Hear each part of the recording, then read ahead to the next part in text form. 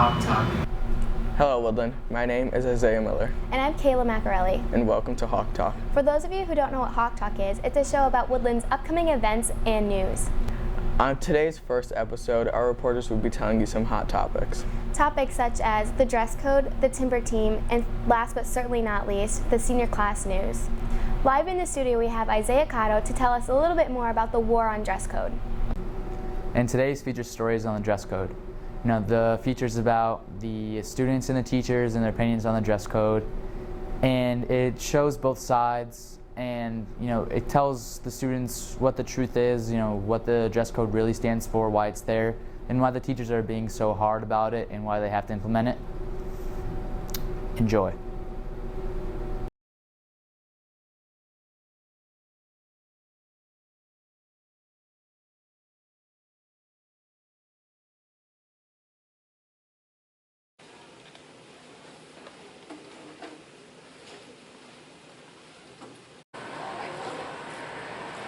What are your feelings towards the dress code? I don't like it. I definitely feel like there's a bias in gender because males are allowed to wear tank tops, and I understand that it's because the thickness on the shoulder is 3 fingers, but it's just not normal for girls to wear tank tops that are that thick nowadays. So when they're penalized for wearing a shirt that's less than 3 fingers, it's not fair to them because they're not getting the equal treatment as boys would. I agree.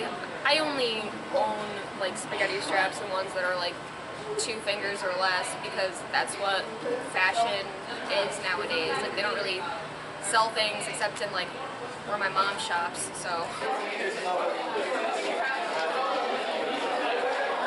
Do you think that the school is too hot to where if we did implement a uniform that it would have to be seasonal?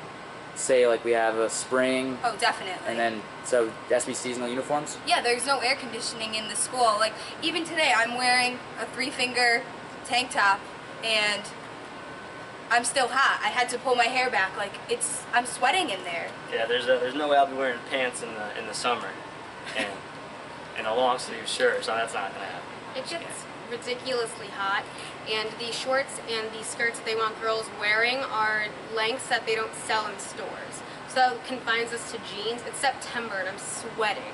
It's like disgusting in there. So if you're out of dress code and you do get pulled out of class, I think that is your own fault, and you shouldn't be mad about that because you already know the policy. I think it did a weird thing to our Woodland community, education-wise. We are so known for having like a tight community of like teacher and students like bonding and getting along and helping each other out. And then the dress code came, and then it started being more like the teachers turned into almost like bad guys in a way where there was like tension between the students and the teachers. So the teachers, you were always like, are they going to yell at me in class? And then it led to some, you're at home the night before, you're like, have a test the next day, but you're like, oh my god, I want to be comfortable, I want to wear my leggings, or like, oh my god, I want to be comfortable, I want to wear my shorts during this test because like I want to put my all into it.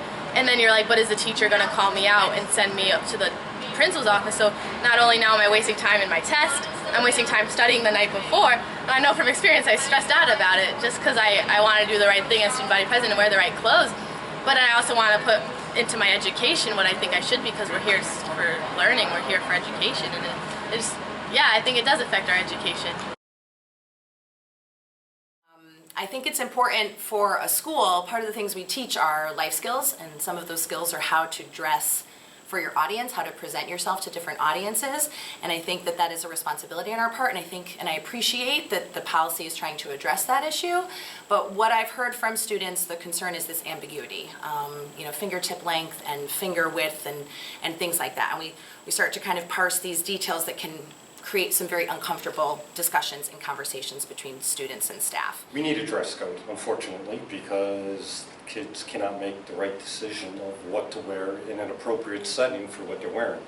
So there needs to be a dress code.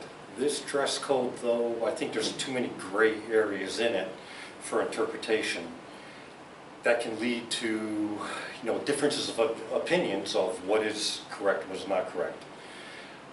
My personal opinion is there needs to be appropriate clothing in schools, and the only way to do that is with school uniforms. Kids may leave home after the parents have already left work. The parents don't know what they're wearing. Then they get into school, then the parents have to get a phone call.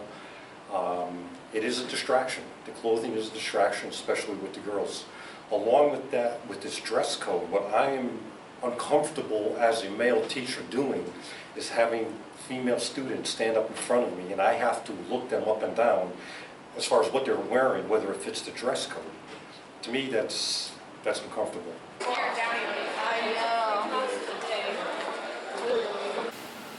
So do you think that the dress code takes away from education of students, from teachers having to pull kids out and being sent out to the office? No, really not at all.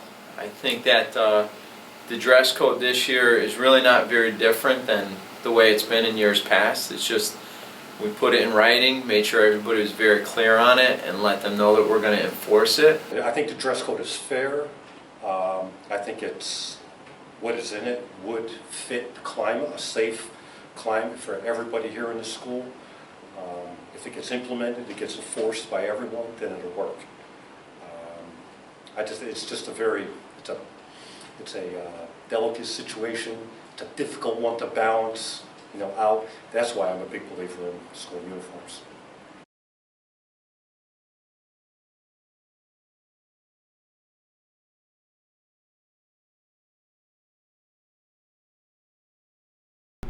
Thanks to everyone for sharing their opinion on the dress code.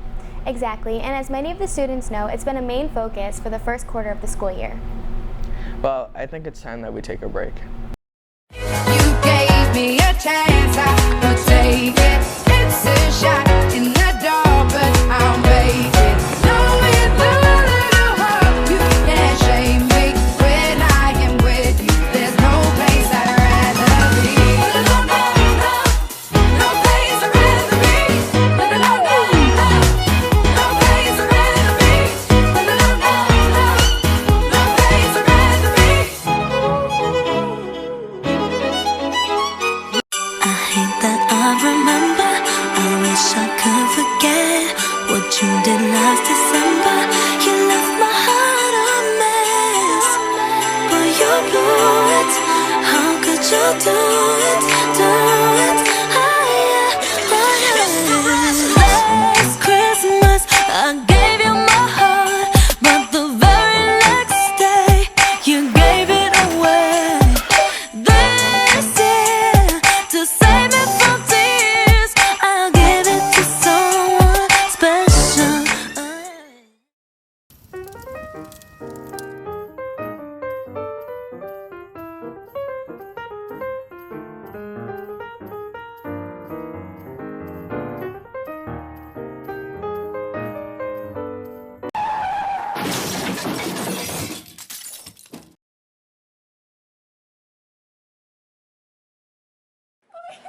Don't let your family go through a tragedy like this around the holidays this season.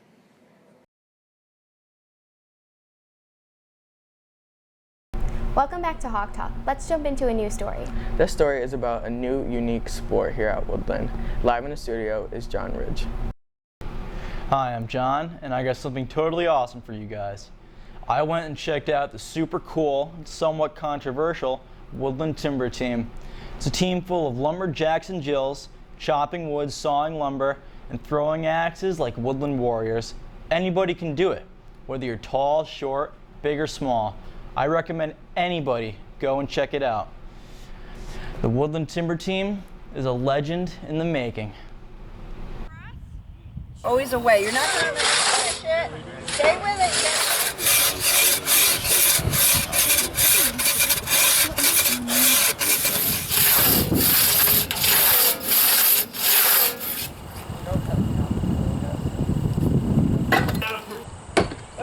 Oh yeah!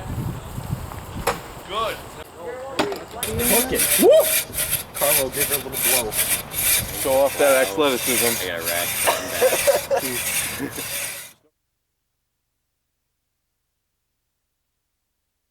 No, right here. No, I'm putting on a couple. I'm gonna rest this up. It's weird with the wrench. Not really. Hayden. The coolest part, in my opinion, is that the team isn't gender specific. So if you have any other questions, talk to Mr. Murdy. If I weren't a senior, I'd join the team, so I recommend you join. Let's take another break for some comedic relief. The walls of Woodland surround us every day. We never hear what they have to say, so let's hear it. I feel like I'm just being used. I like to always be there for someone to lean on. My grandfather was actually at the Berlin Wall. I've been on the inside of this operation since it began. I keep telling you, I'm a column, not a wall. Yeah, I used to sell bricks. As the wall of an elevator, I've really had a life with a lot of ups and downs. I've seen a lot of in my day. Well, good thing walls can't talk. I don't know about you, but that video gave me the giggles. I did laugh. I hope you guys enjoyed it just as much as we did. I would like to wish everyone a happy and safe Halloween.